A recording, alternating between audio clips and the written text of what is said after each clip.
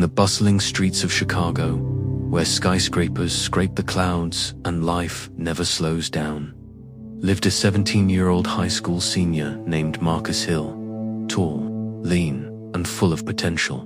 Marcus was known for two things: his quiet nature and his love for track. He wasn't the loudest on the team, not the fastest either, but he was the one who showed up first and left last.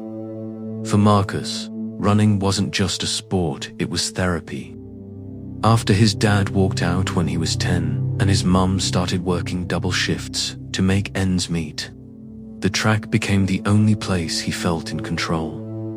Marcus had one dream: to win the city championship in the 800 meters and earn scholarship to get his mom out of their cramped two-bedroom apartment in Southside Chicago.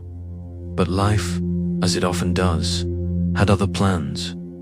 A week before the big race, during practice, Marcus felt a sharp pain shoot up his right leg. He stumbled, fell, and couldn't get back up.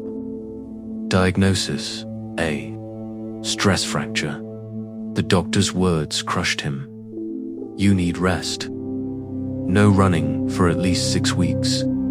Coach Carter, a former college athlete himself, patted Marcus on the back and told him, "It's not the end. Sometimes the race isn't about who's fastest, it's about who refuses to quit."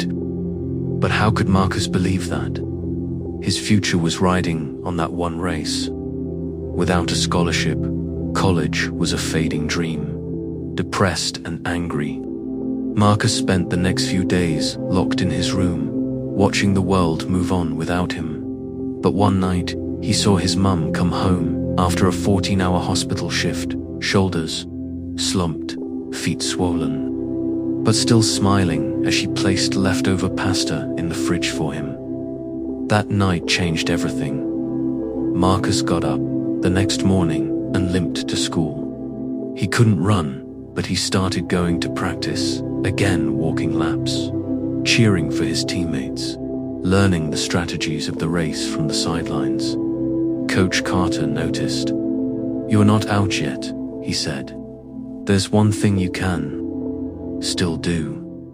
On the day of the championship, Marcus showed up in uniform. His name was still on the roster. He limped to the starting line, wearing a compression brace, his leg still not fully healed. His teammates begged him not to risk it. His mum held back tears in the crowd. But Marcus only whispered to himself, "I didn't come this far to quit now." The gun fired. Marcus didn't burst out like the others.